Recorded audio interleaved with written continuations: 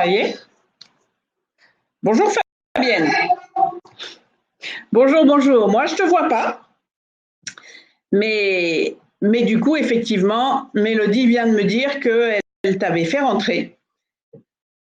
Et les autres doivent aussi avoir chaud parce qu'ils ne sont pas encore arrivés. Alors, ce que je vous propose, c'est qu'on commence quand même et que les autres nous rattrapent et nous reprennent. De toute façon, le webinaire, il peut être revu après par d'autres gens. Celui qu'on avait voulu faire aujourd'hui, c'était l'introduction des aidants dans la mise en place de l'application, parce que c'est une question qui revient très souvent, qui est difficile parce que beaucoup d'aidants disent « bah oui, mais moi, c'est mon moment effectivement où je peux me poser et être tranquille ». Donc, il faut vraiment qu'on trouve comment est-ce qu'on peut résoudre cette question de l'introduction des aidants dans la mise en place de l'application. Ce que j'ai pensé, c'est de me dire quand les introduire, pourquoi les introduire et comment. Alors, l'avantage de la question sur quand les introduire, c'est que la réponse va venir très vite.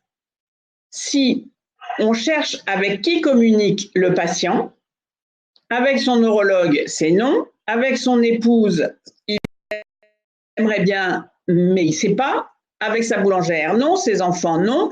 Il communique avec l'orthophoniste, ou du moins il essaye, et elle aussi. Avec le médecin et l'inspecteur des impôts, n'a pas compris la question. Mais là, l'autre question qui est intéressante à se poser, c'est avec qui le patient aimerait-il communiquer?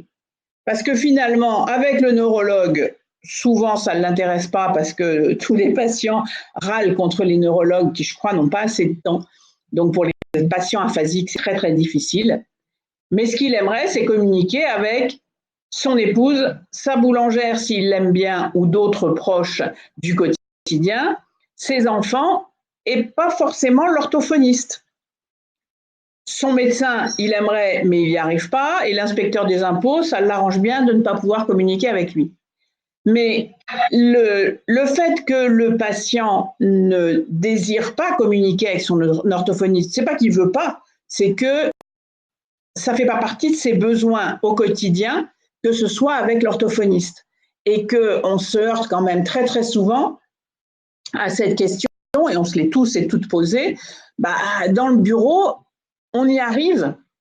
Oui, mais si on n'y arrive que dans le bureau, soit on accepte d'aller faire les courses avec lui, de faire l'intermédiaire avec sa femme et qu'il puisse nous téléphoner alors qu'il est aphasique pour nous demander comment communiquer avec ses enfants. Mais autrement, vraiment, il faut qu'on garde en tête le but du patient, c'est pas de communiquer avec nous. Ce qui fait que nous, il faut à chaque fois, quand on met en place quelque chose, de se dire, c'est pas à moi qui s'adresse, mais par exemple, si vous vous adressiez à votre boulangère ou à votre épouse pour lui demander ce que vous voulez manger, ou à vos enfants pour savoir s'ils viennent, et qu'à chaque fois, on ait nous en tête, on donne l'exemple et on donne la situation au patient pour qu'il puisse se projeter, et on joue le rôle des enfants, de la boulangère, de l'épouse. On n'est pas obligé de jouer le rôle dans tout, juste pour la communication. Et du coup, la réponse à la question, c'est le plus tôt possible. Puisque l'aidant, même si on ne l'introduit pas dès le début pour utiliser la tablette, c'est vraiment dès le début, oui, j'allais dire presque même quand ils sont en USINV, de se dire quand est-ce que ça vous gêne, quand est-ce que ça le gêne, qu'est-ce que vous avez eu comme situation de communication où vous n'arriviez pas, et qu'est-ce qui vous rendrait service pour pouvoir effectivement le mettre sur la tablette les choses dont effectivement ils ont besoin. Alors c'était des questions qui revenaient souvent, de se dire oui, mais comment est-ce qu'on fait pour le savoir, comment. Alors le plus tôt possible, ça peut être pas tout de suite, parce qu'effectivement, on n'arrive pas à voir l'aidant. L'aidant vient en visite au moment où on n'est pas là à l'hôpital. Le patient vient en libéral sans l'aidant parce que l'aidant travaille.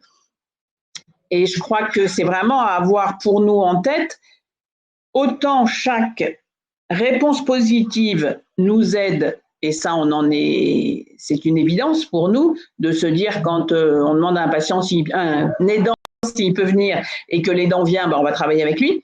Mais quand l'aidant ne vient pas, c'est aussi une aide pour nous et une réponse de se dire, ben, si l'aidant, c'est parce qu'il travaille, quel est le partenaire de communication avec le patient? Est-ce qu'il reste tout seul le reste du temps? Alors, est-ce que c'est important, effectivement, de pouvoir lui permettre de s'entraîner tout seul, à poser des questions à son aidant quand il va rentrer? Ou est-ce que c'est parce qu'il y a une aide-soignante qui vient le matin, et puis l'infirmière qui passe après, et puis la femme de ménage? Et ben dans ce cas-là, est-ce que c'est pas intéressant de pouvoir mettre des choses à destination de ces gens-là et de travailler avec l'aidant, même si on communique avec lui par mail, par téléphone, pour se dire, voilà ce qu'on a mis pour les personnes autres, est-ce que ça vous semble pertinent? Mais je crois vraiment qu'il faut qu'on garde en tête qui est le partenaire de communication du patient. Fabienne, je crois que c'est toi qui avais, si mes souvenirs sont bons, qui avait mis pour un de tes patients, qui étant en foyer logement, le fait de pouvoir s'adresser tout seul au personnel du foyer logement pour dire s'il mange ou s'il mange pas.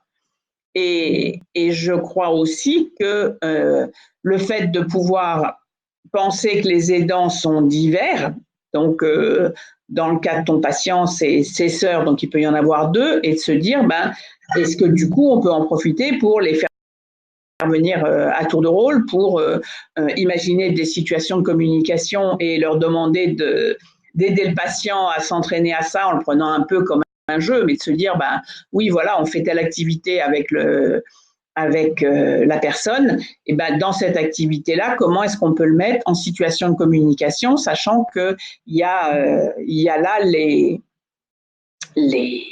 items pertinents pour pouvoir le mettre. La réponse à la deuxième question, donc qui n'est pas quand mais pourquoi, ça revient effectivement à ce que je vous disais tout à l'heure, que nous ne sommes pas, nous, les partenaires de communication. Ceux qui sont les partenaires de communication, c'est quand il revient à la maison, c'est avec son épouse, même si on trouve qu'elle a un pull très très moche, rouge, c'est avec ses enfants, même s'ils sont complètement à la masse, c'est vraiment, ce ne sont pas nous, les partenaires de communication.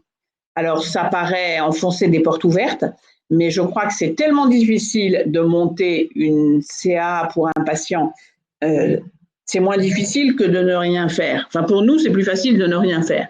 Pour le patient, c'est tellement difficile d'accéder à une communication, une CA, tout en se disant que eh ben, ça va être difficile, mais toutes les portes que ça lui ouvre sont quand même beaucoup moins difficile que de rester enfermé dans cette prison de la non-communication. Et que du coup, il faut vraiment, vraiment nous revenir à chaque fois sur cette idée. Les aidants, le partenaire de communication, c'est qui? C'est pas nous. Et du coup, la personne, si effectivement le patient, ce qu'il aime, c'est aller faire son jardin, de se dire, bah, quand il va faire son jardin, avec qui est-ce qu'il est amené à communiquer? C'est vrai que si c'est un patient qui ne communique de toute façon avec personne parce qu'il vit tout seul, qu'il fait sa toilette tout seul, que les repas lui sont portés mais qu'ils lui sont mis à déposer à la porte et c'est lui qui les prend, la problématique, elle est autre. Elle est de se dire aussi, bah, est-ce que vous avez vraiment besoin d'un outil de communication si de toute façon vous ne communiquez pas? Mais quand on regarde bien, on s'aperçoit que ce n'est pas ça. Que finalement, les patients nous disent, ou du moins les aidants, dans le groupe des aidants qu'on a à l'hôpital, c'est quand même ce qui revient très très fort. Et dans les aidants que Mélodie et Alexandre ont au téléphone, c'est ce qui revient très fort, c'est l'isolement des patients et l'isolement de la famille. Que peu à peu, les copains ne viennent plus, et ils viennent plus non pas par désintérêt, ça j'en suis sûre, je crois qu'ils viennent plus parce qu'ils savent plus comment communiquer avec la personne. Donc au début, ils lui disent alors ça va, et l'autre qui répond ou ne répond pas, ou avec ses stéréotypies. ils essayent de chercher 2-3 trucs et puis en fait, ils se sentent vraiment, eux, les partenaires de communication en situation de handicap. Et comme ils ont le choix de l'être ou de ne pas l'être, ils évitent de se mettre en situation de handicap. Et pour ne pas s'y mettre, eh ben, c'est ne pas venir parler et discuter avec un aphasique. Donc, si j'apporte ça, c'est en disant pourquoi il faut mettre les aidants très vite, c'est que c'est les aidants qui vont faire le lien avec les autres partenaires de communication. C'est les aidants et les aidants qui vont être soulagés par cette prise en compte de la communication du patient, qui vont être soulagés parce que peut-être que si le patient peut reprendre quelques liens avec les meilleurs des copains ou avec ceux de la famille, et que du coup l'aidant se retrouve avec la possibilité de laisser le patient en confiance avec quelqu'un d'autre en se disant s'il y a quelque chose qui ne va pas, il pourra lui demander, il pourra lui expliquer. L'aidant va pouvoir réussir à réaller à son club de gym ou passer 2 heures à la pêche ou faire quelque chose pour lui sans l'inquiétude. Et c'est vraiment, vraiment, vraiment une des plus grandes souffrances du couple patient-aidant, c'est la solitude dans laquelle il se retrouve et les situations j'allais dire presque d'enfermement dans lequel il se retrouve. Et on en arrive parfois à se dire que c'est pas avec effectivement l'orthophoniste uniquement qu'on doit communiquer, mais avec l'aidant, la personne qui vit avec, que la personne qui vit avec le patient est elle-même handicapée parce qu'elle ne comprend pas et que le handicap, on a toujours parlé de handicap partagé, mais je crois qu'on n'en a parfois pas la pleine conscience de se dire à quel point la personne autre se trouve aussi handicapée. Moi, je suis impressionnée du nombre d'aidants qui sont en pleurs dès qu'on les laisse un peu, j'allais dire, dès qu'ils sentent qu'ils en ont la possibilité de pouvoir lâcher et de se dire mais c'est trop dur. Dans le groupe des aidants là qu'on a à l'hôpital, c'est un peu compliqué parce que le groupe a lieu de 4h à 5h30 et très souvent, à 6h, ils sont encore là et si on ne les foutait pas dehors, à 6h30, ils seraient encore là et un jour, en sortant à 7h, ils étaient encore sur le parking en train de discuter entre eux.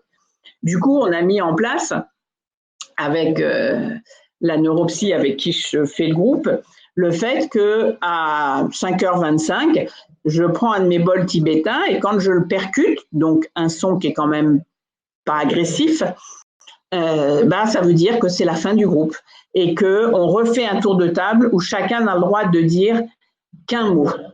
C'est difficile de dire qu'un mot pour clore, pour fermer un moment important. Et il y a le mari d'une patiente qui, comme mot, ça fait 5 ans que sa femme a un AVC avec une aphasie très très forte. C'est un couple super liés, ils font plein de choses, ils sont vraiment en se disant oui, ça va bien. Et son mot, c'était essoufflement.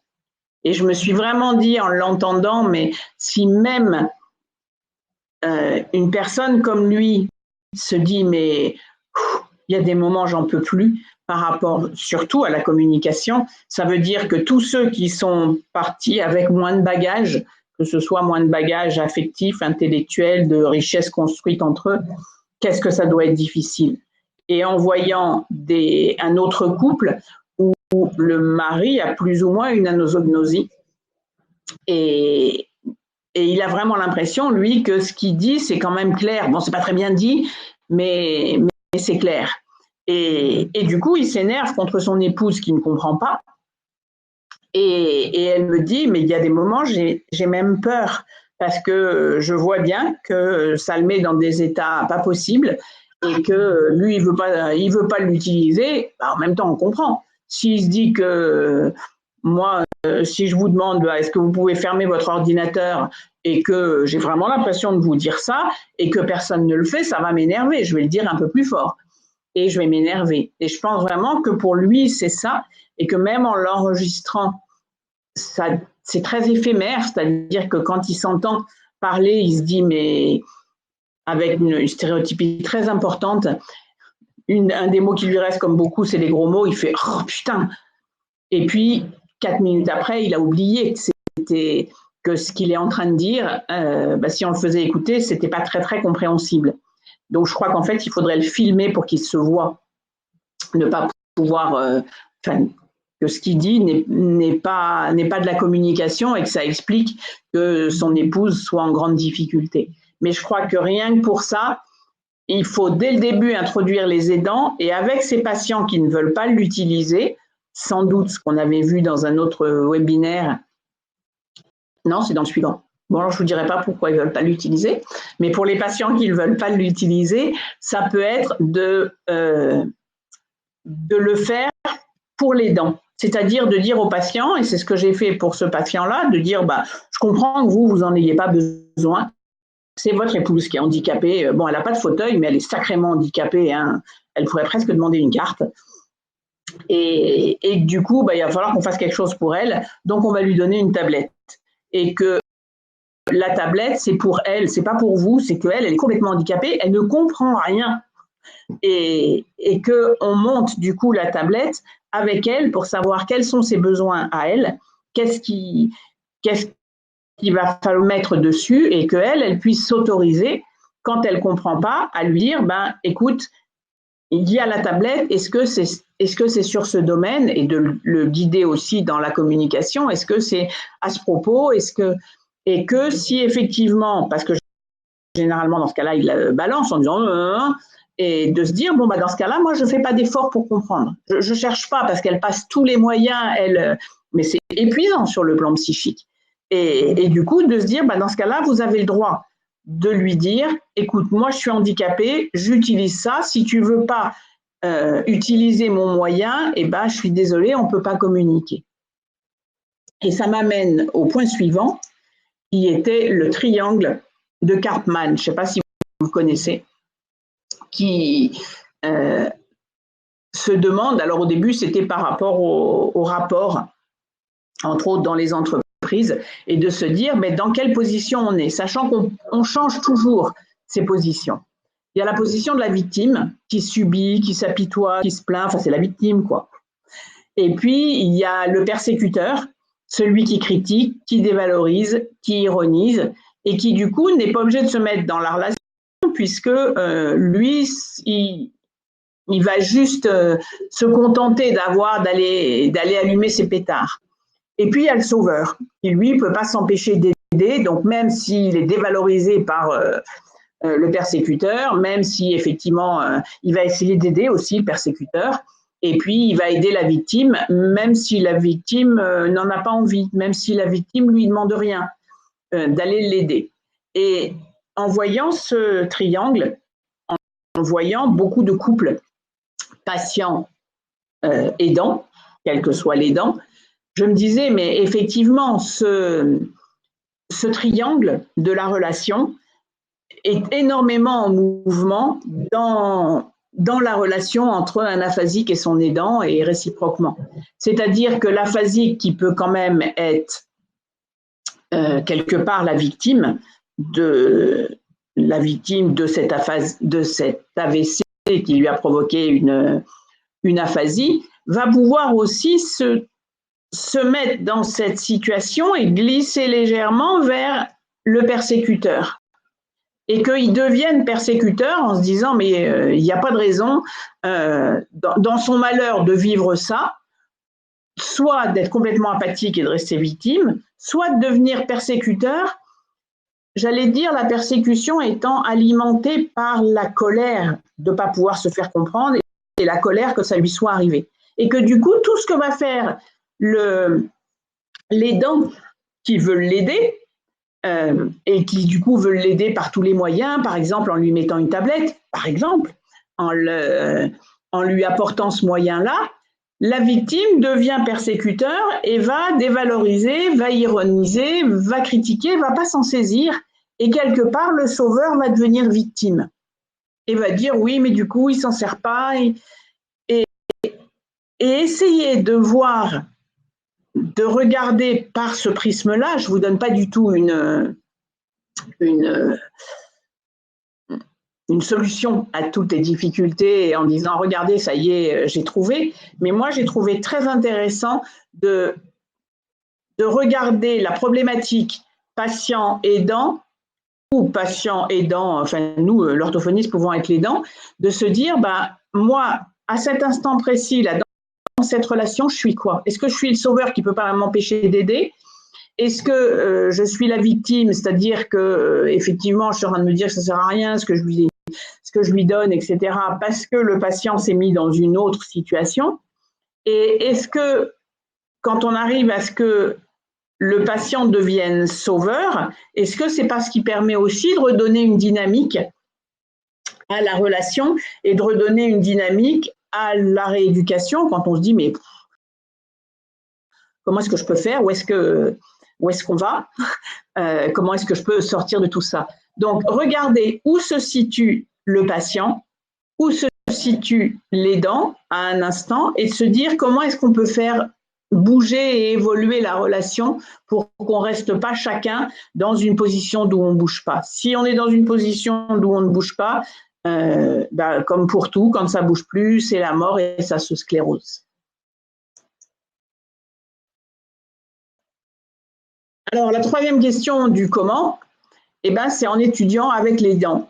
Les besoins de l'aidant, c'est ce que je vous disais tout à l'heure en disant si le patient n'en veut pas du tout, ça peut être de se dire l'aidant, lui, quand est-ce que c'est gênant? Quand est-ce que ça pose un problème? Parce que c'est évident que, surtout dans un couple qui vit au quotidien, il trouve plein d'autres moyens de communiquer. Et que ce n'est pas sur cela qu'on va avoir besoin. Quand un des patients d'une autre Fabienne, quand il sort de la salle de bain, il sort avec ses lunettes à la main et ça veut dire en fait, est-ce que tu peux me nettoyer mes lunettes? On lui avait mis un pictogramme sur la tablette sur ça, mais qui est complètement inutile puisque, et c'est moi qui l'avais mis, donc c'est comme ça que je me permets de pouvoir dire qu'il est inutile, puisque de toute façon, il l'exprime avec autre chose. Et que du coup, on va mettre sur la tablette, mais où est-ce que ça vous pose des difficultés? Quand est-ce que ça pose des difficultés? Et quand est-ce que vous aimeriez avoir une réponse? Quand est-ce que la situation de communication est difficile? Et le troisième point de comment pouvez-vous le rendre utilisable, je ne sais pas qui c'est le. Ce serait plutôt la rendre utilisable, la tablette.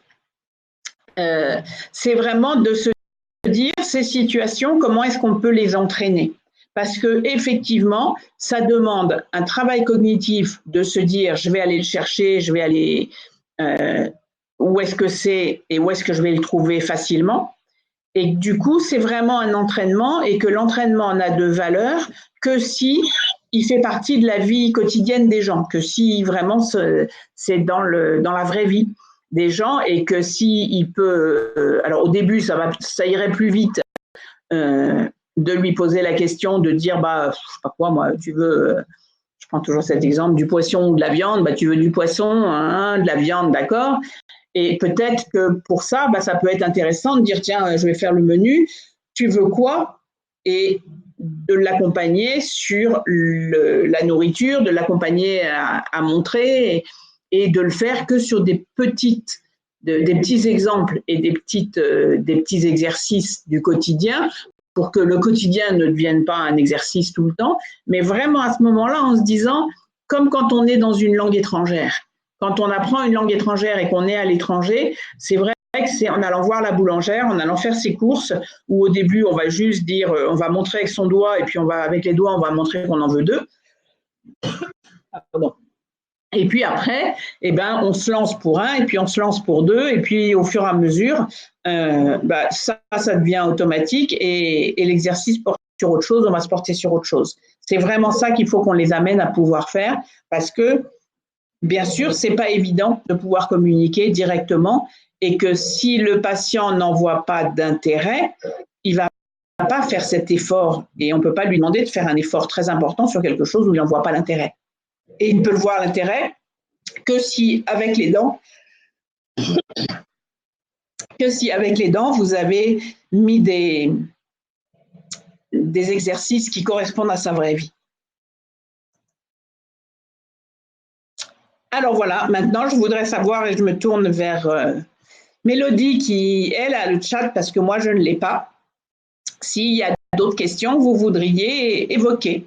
Et je ne sais pas si, parce que je ne vois pas les personnes qui sont là, donc s'il y en a d'autres qui ont rejoint Fabienne. Et Fabienne, si effectivement tu as des questions avec, parce que tu as plusieurs patients, toi, qui ont la tablette, est-ce qu'il y a des questions dont tu aimerais qu'on parle? Et je pense que si toi, tu as ces questions-là, d'autres les ont.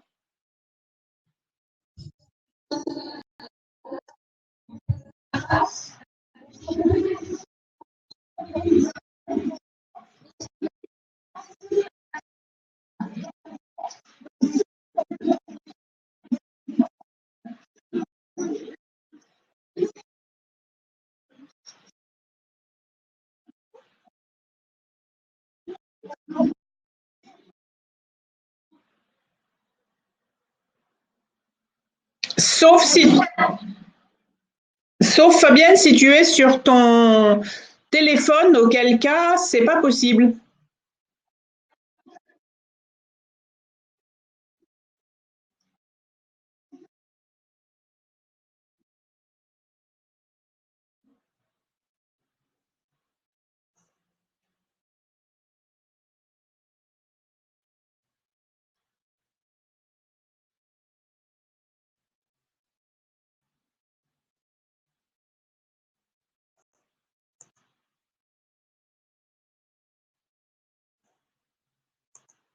Ah, mais elle est sur son téléphone.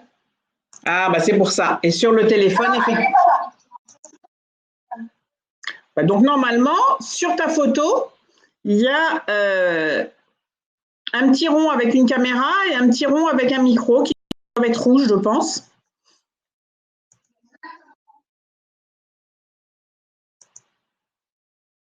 C'est pas ça que je voulais faire. Je sais plus comment enlever le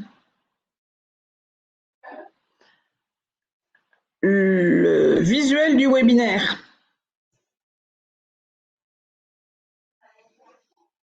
Ah bah alors c'est comment je le vois. C'est ça d'être animateur. Mais comme je suis animateur qui ne sait pas animer. Alors on n'arrive pas à te voir, ma pauvre Fabienne. Ni à t'entendre.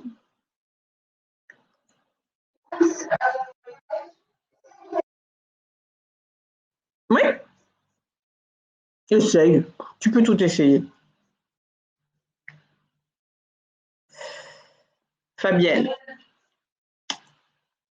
Donc Fabienne, est-ce que du coup, en essayant d'appuyer sur ton...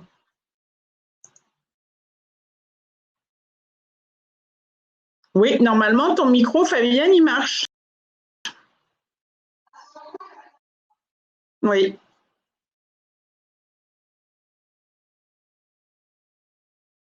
Ben, ça ne veut pas.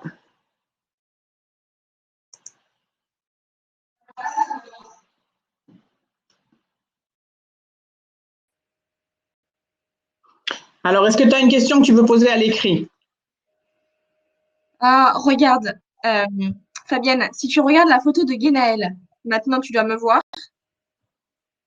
Si tu regardes, maintenant tu dois voir ma photo. Si tu te mets sur cette photo-là, tu vas voir qu'il y a deux petits onglets, une caméra et un micro. Si tu cliques dessus, tu vas nous voir toutes les deux.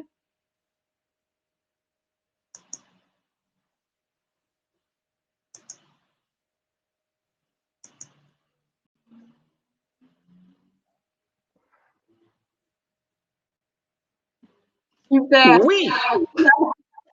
Je la vois. Donc, quelles étaient les questions? On t'entend pas. Est-ce que tu peux activer ton micro qui doit être juste au milieu? C'est le petit rond du milieu, juste à côté de la caméra. Ça y est, vu, Ah, super. c'est bon. C'est un peu de temps là, avec la chaleur et la fin de journée, c'est pas top. Ah ben voilà, je me vois. Parce que je me disais tout à l'heure, appuyer sur ma photo, mais je cherchais partout, je ne la voyais pas. Mais j'ai pas de photo. Voilà. C'est bien pour ça que je me trouvais coincée. Alors, pour entre autres, les deux patients, il y en a un qui s'en sert si on lui rappelle qu'il faut s'en servir, mais quand on lui redit, prenez la tablette, expliquez-moi, il y va. L'autre petite dame, son souci, c'est le côté, on va dire, pratique, manuelle, tactile. Parce que maintenant, la main qui était fonctionnelle ne l'est plus parce qu'il y a des gros tremblements. Donc, ça dérape, elle éteint, enfin bon, elle a eu beaucoup de mal à techniquement se servir de la tablette. Et elle utilise quoi du coup à la place de la tablette? Et beaucoup des mimiques, des choses comme ça. C'est moi qui vais sur la tablette et qui vais lui chercher, proposer des choses. Je appuie à sa place parce que quand elle veut me dire, elle peut pas. Alors elle me guide. Oui, oui, non, non, parce que ça dérape et elle n'arrive pas à être précise. C'est pour ça que je te posais la question, parce que dans ces cas-là, effectivement, la tablette peut être utilisée par le partenaire de communication en guide, en se disant c'est lui qui va servir de main. Voilà, tout à fait, c'est ça. Là, on en est là, oui. Et là, j'ai vu son fils, parce que sa fille, c'était un peu compliqué avec elle, mais son fils a, je pense, un peu compris comment s'en servir. Par contre, il n'a pas comment on va dire, l'automatisme de le faire, parce que elle passait beaucoup plus de temps avec sa fille avant. Donc là, il faut remettre un petit peu en route, mais je pense que ça doit être facile enfin, il est de bonne volonté, donc je pense que ça doit pouvoir se faire assez vite, ça. Il faut juste qu'ils viennent un peu plus souvent et puis qu'on puisse travailler à 3. Alors, je pense aussi que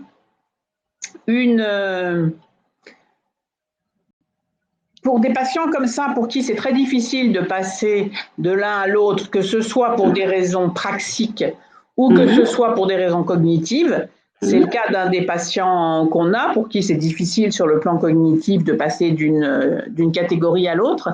Je pense que ça peut-être être intéressant de faire des catégories non plus lexicales, mais des catégories contextuelles. De se dire, quand on est, alors que ce soit, je ne sais pas, pour Noël, et de se dire tout ce qu'il peut y avoir autour de Noël, où est-ce qu'on va le faire, le menu, enfin, ce qu'on peut imaginer, ou quand on est dans la famille de l'un, toutes les questions qu'on peut poser, ou quand on est à la maison de retraite. Enfin, je te fais confiance et je vous fais confiance pour les autres qui le feront, de pouvoir se dire, peut-être que pour ces patients-là, c'est plus facile d'avoir juste tapé dans la catégorie qui les intéresse, de la situation. À l'intérieur, ne mettre au début que des items.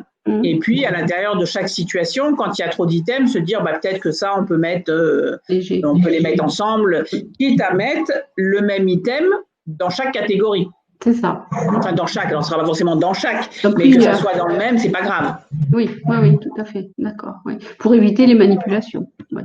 Pour éviter les manipulations et éviter même la pensée. Oui. Le fait de pouvoir se dire, il faut faire ça. C'est ça, oui. Il y a un bruit qui se fait à l'extérieur. Est-ce qu'il vous gêne? Non. Visiblement, il y en a. Non. Vous l'entendez pas? Non. Moi, je l'entends bien. Et pour l'autre patient, je pense que le fait de faire penser, c'est vraiment ce que je disais au début sur se mettre à la place d'un autre interlocuteur, de poser les questions et de faire les exercices en lui disant, mais imaginez vraiment, vous êtes avec un tel, vous êtes à tel endroit, et je suis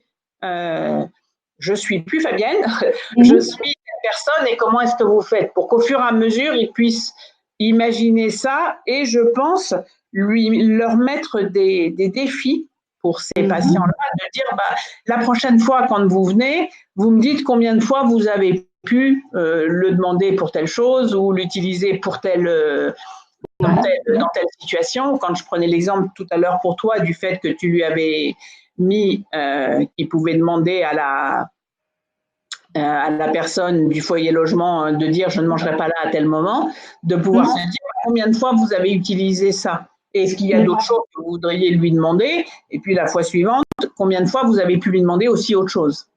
Et ça, normalement, assez rapidement, je pense avant la fin de l'année, il devrait y avoir les fameux indicateurs qui seront sur la tablette, qui permettront, non pas aux patients, parce que je crois qu'aux patients, au début, ça ne va pas beaucoup l'intéresser, mais aux aidants, de pouvoir dire, c'est super, voilà, on s'était mis un peu ça comme objectif, ou ça c'est le domaine dans lequel vous avancez le plus, c'est super, regardez, ça avance, et que petit à petit, le patient puisse se dire, ah oui, j'ai même le moyen, moi, de regarder et d'en faire presque, entre guillemets, un jeu. Je pense que pour le patient que tu évoques, ça peut vraiment être le cas, de se dire, je vais essayer d'en remettre un, là, je vais essayer d'en remettre un, et puis de pouvoir augmenter au fur et à mesure.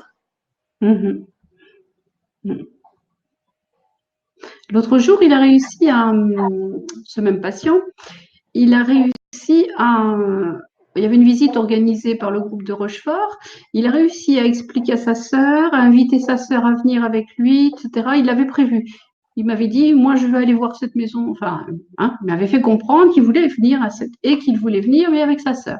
Il a réussi à expliquer à sa sœur ce que c'était, quand c'était, etc. J'étais ébahie parce que vraiment, ça, c'est pas quelque chose qu'il aurait fait il n'y a pas si longtemps que ça. Il se contentait de se refermer, n'était pas allé, pas avoir par le groupe, mais pas aller vers des choses qui le sortent un peu de sa routine. Donc, oui, et du coup, je pense que c'est vraiment effectivement l'intérêt. Oui. De tout à coup se dire, ça peut être intéressant, j'ai peut-être le moyen, alors à explorer parce que c'est pas facile, mais j'ai peut-être le moyen de le faire. Oui. Alors souvent, je crois qu'on ne tient pas assez compte des amis. Mais vraiment les amis proches, je veux dire pas le copain et encore, peut-être que ça peut être celui-là qui se découvre, hein, mais des amis proches en disant soit de les faire venir et soit de pouvoir voir avec le patient quels sont les sujets, quelles sont des choses qu'il pourrait avoir envie de lui demander, par exemple.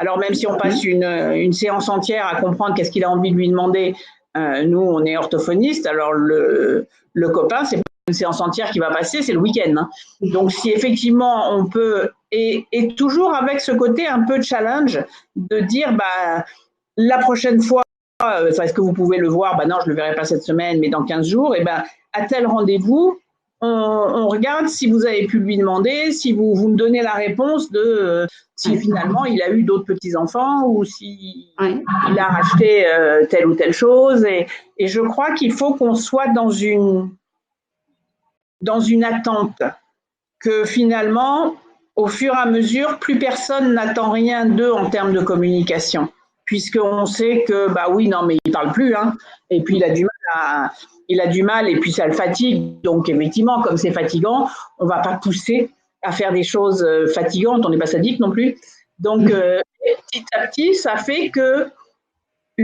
ces patients sont dans des non-attentes de la part des autres d'informations. Et peut-être que si nous, on arrive à se dire, mais moi, je l'attends, cette information, est-ce que le moyen qu'on a mis vous a permis de l'avoir ou est-ce qu'il faut qu'on mette un autre moyen pour que vous ayez cette information? Je crois aussi que c'est une des choses qui peuvent les aider. Parce que je répète, effectivement, même si on a beaucoup, beaucoup travaillé pour essayer que Gong soit le plus pertinent possible, le plus pratique possible, le plus répondre au fur et à mesure aux difficultés quand on en trouve et de se dire on va essayer de les atténuer. Mais bien sûr que c'est très difficile de communiquer avec une tablette. Et je crois qu'on va organiser des moments. Je suis désolée. Et peut-être que vous pouvez le faire dans vos différentes régions avec plusieurs orthophonistes qui ont une tablette, de se dire on se fait un dîner où on ne parle qu'avec la tablette. Oui. Alors, je pense qu'on parlera moins. C'est sûr. Mais je pense qu'on va dire. Alors peut-être qu'on peut se dire on fait le dîner de 7 à 9 avec la tablette et de 9 à 10h30 où on débriefe sur ça parce que je suis sûre qu'on va y découvrir Ah oui. des choses extraordinaires, de se dire mais ça c'est pas pratique, ou ça c'est vachement difficile, ou ça on voudrait faire telle chose, et je voudrais effectivement qu'on puisse le faire et qu'on puisse l'organiser un peu partout, parce que techniquement c'est uniquement de se dire on vient chacun avec sa tablette, quoi. Ah oui.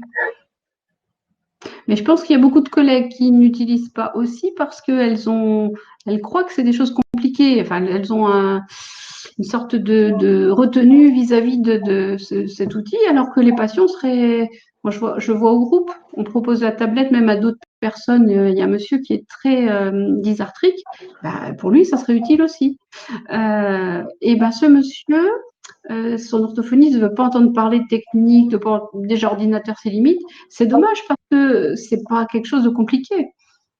Oui. Mais voilà, c'est juste, il faut se lancer. Après, bon, il y a des problèmes comme partout, il faut s'habituer, on apprend, mais c'est dommage. Parce que peut-être on est tout. Tu étais quand même la première à nous dire « Oh non, non, mais moi, l'informatique, faut que vous m'accompagniez parce que Oui. ça m'énerve, je comprends rien. » Bah oui, effectivement, et on en est tous. Ouais. La preuve, tout à l'heure, on n'arrivait pas à retrouver…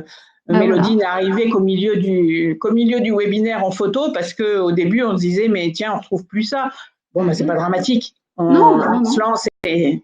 Mais il y en a qui bloquent complètement. Moi, j'ai ma collègue elle veut pas en entendre parler du tout. Elle me dit, mais je continue même à faire mes comptes rendus à la main parce que c'est dommage parce que tôt ou tard, elle a la quarantaine, elle va être obligée d'y venir.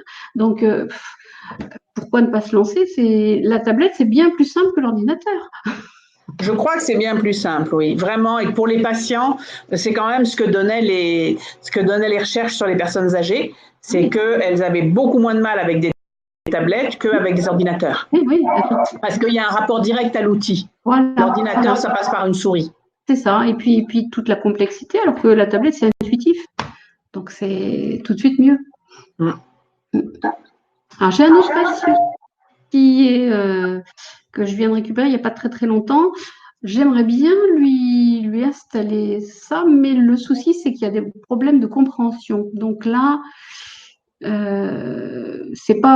n'a pas le oui et le non déjà qui ne sont pas stables. Donc, je ne sais pas trop. J'ai essayé avec la mienne de lui faire des choses. Des fois, ça va, des fois, ça ne va pas. C'est pas constant. Donc, et c'est fort dommage parce qu'il a une grosse réduction et je pense que ce serait bien pour lui, ça.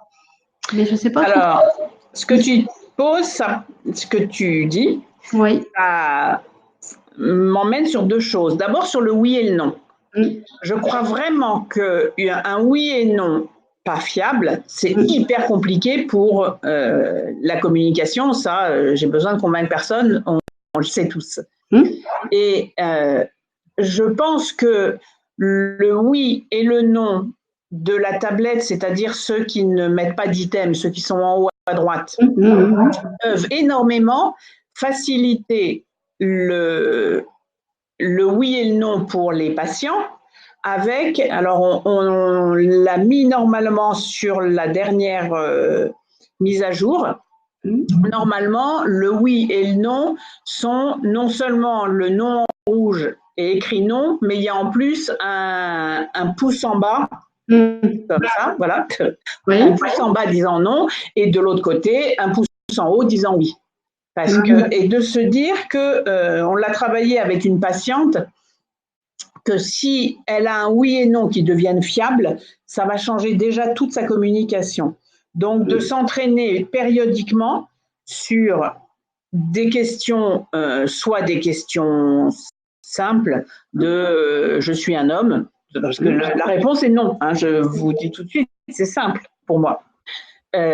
Des questions simples comme ça, et de s'entraîner en ayant bah oui, c'est le oui, c'est comme ça, c'est vert, c'est ce qui se passe. Et au fur et à mesure, les connexions au niveau du cerveau vont pouvoir se refaire. Alors peut-être qu'à certains moments, ça sera dans la boucle auditive du oui, à d'autres moments, ça sera en voyant le vert, à d'autres moments, ça sera en voyant le pouce. On ne sait pas très bien qu'est-ce qui va le créer, mais on les voit vraiment au fur et à mesure s'améliorer grâce à ça, et que déjà ça aide.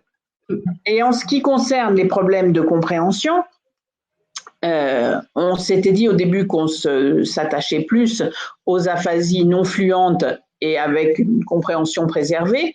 Mais depuis le début, moi, je me dis, je pense que c'est aussi très intéressant pour les aphasies fluentes avec des gros troubles de compréhension, donc je passe carrément de l'autre côté. Mais je pense que pour un patient qui a aussi des troubles de compréhension et une grosse réduction, ça peut énormément aider les dents. Et on en revient au sujet du jour. C'est-à-dire qu'à ce moment-là, est-ce que ça ne peut pas être avec les dents de dire, est-ce que là, tu me parles de ça ou de ça? Et regarde, on va aller chez le médecin. Regarde, je te parle là du repas. Et de pouvoir effectivement soutenir ça, le verbe les dents par les items et par toujours les mêmes items. Et je crois qu'effectivement, ça peut énormément soutenir la communication aidant patient et patient aidant, mais avec des troubles des troubles de compréhension, la communication est aussi handicapante pour l'aidant. Et qu'à ce moment-là, c'est peut-être vers l'aidant et toujours en se disant, mais quand est-ce que c'est compliqué, sur quoi est-ce que c'est compliqué et de quoi vous avez besoin, parce que là, ça va pouvoir s'appuyer sur ça. Mais tu as raison, c'est effectivement essayer sur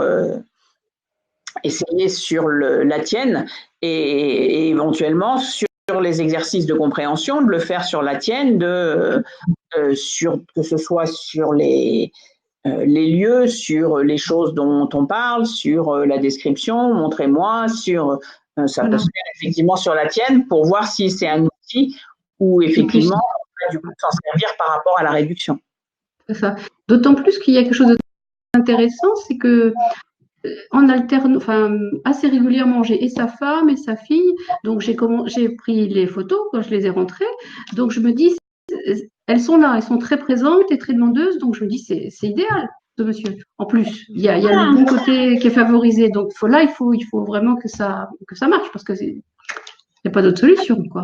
Oui, et de lui demander quels sont les moments où ça gêne, quels sont les moments où, que ce soit la fille ou la femme, quels sont les moments où qu'est-ce que ça serait bien de pouvoir se comprendre, que ce soit qu'ils vous comprennent ou que ce soit que vous le compreniez.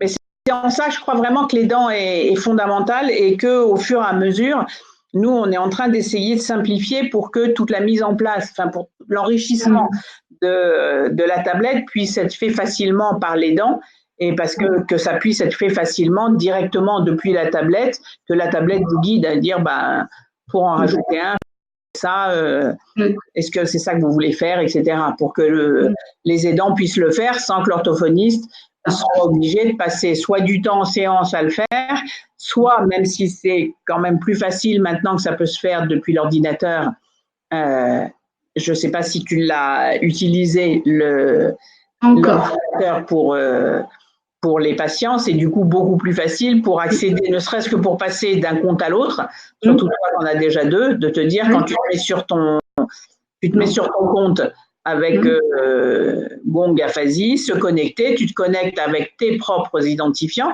pour aller sur ton compte, toi, orthophoniste. Et là, il y a tous tes patients qui sont en dessous. Et quand tu cliques sur un de tes patients, c'est la tablette du patient qui s'affiche et que tu peux enrichir, que tu peux déplacer, comme tu ferais avec sa tablette, avec lui. Alors, soit tu l'as prévenu avant en disant, écoutez, je vous mets ces éléments-là et ne vous étonnez pas si vous les voyez, soit tu ne l'as pas prévenu et tu le mets en masqué et quand il arrive, tu n'as plus qu'à le démasquer.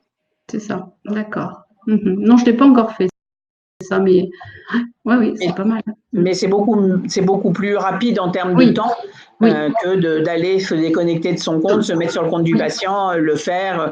Tu peux le faire, tu peux rajouter en 3 minutes, tu rajoutes effectivement 4 ou 5 items, puisque tu peux avoir accès aussi facilement à Google pour avoir toutes les photos que tu veux, soit de celles qui y sont déjà, soit des photos spécifiques pour lui, parce que c'est un endroit qui lui plaît, c'est un endroit où il va, et que du coup, c'est ça que vous faites. Oui. Mais dis-nous n'hésite pas à partager ce que tu trouves sur effectivement les troubles de compréhension et de se dire qu'est-ce qui facilite et qu'est-ce qui facilite moins. D'accord, oui. Très bien. Bon, ben, on va aller profiter du reste de cette soirée chaude. Oui, nous, on va faire l'apéro, là, tu vois, de fin d'année avec mes collègues.